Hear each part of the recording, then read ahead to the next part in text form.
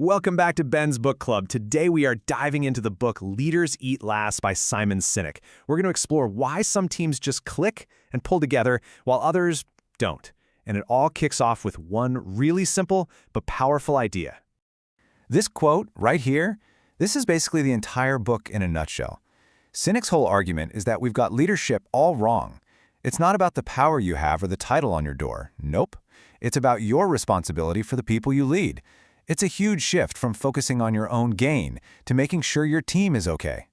So that title, Leaders Eat Last, it's not just a clever phrase. It actually comes from a tradition that Simon Sinek observed in the U.S. Marine Corps, and it's a perfect real-world example of this philosophy in action. In the Marines, the rule is dead simple. The most junior members eat first. The highest-ranking officers, they eat last. Always. And this isn't just about being polite. It's a physical demonstration that the leader's needs are secondary. If there isn't enough food to go around, guess who goes hungry? The leaders. It's this powerful, visible daily reminder of sacrifice and care. Okay, so this idea of leaders sacrificing for their people, that leads us directly into the biggest concept in the entire book, the circle of safety. This is what you get when leadership is done right. The circle of safety is all based on a simple biological fact. As human beings, we're wired to work best when we feel safe, like we're part of a tribe that has our back. So, a great leader's job is to create that circle for their team, to protect them not just from outside competition, but from the stuff inside the company, the backstabbing, the blame games, the politics.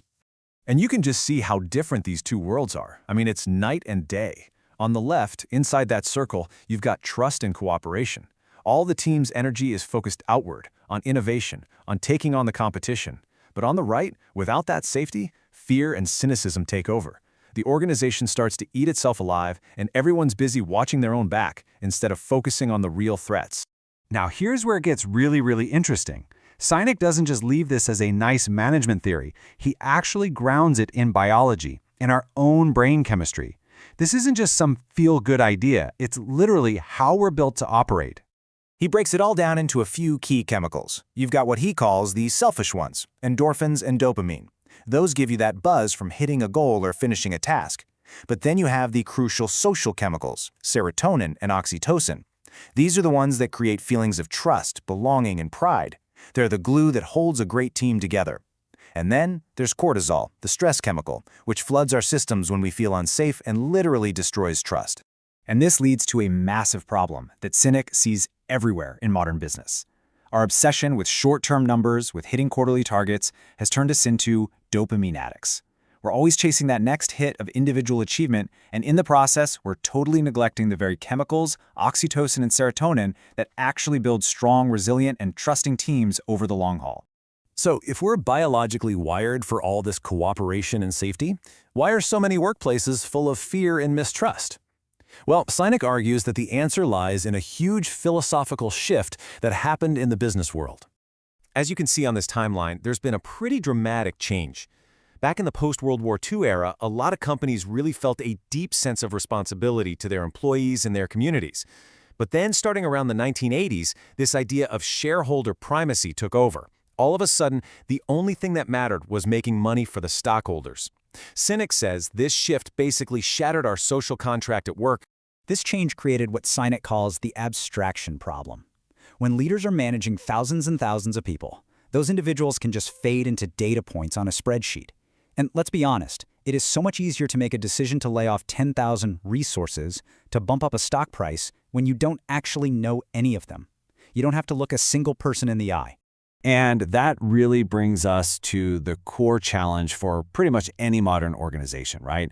As you get bigger, how do you fight against that abstraction? How do you possibly maintain that human connection that is the absolute foundation of the circle of safety? So this brings us back to a really crucial point. Sinek insists that leadership isn't a rank you get promoted into. It's not a title. It is a conscious choice that you have to make over and over, every single day. So, how do you make that choice?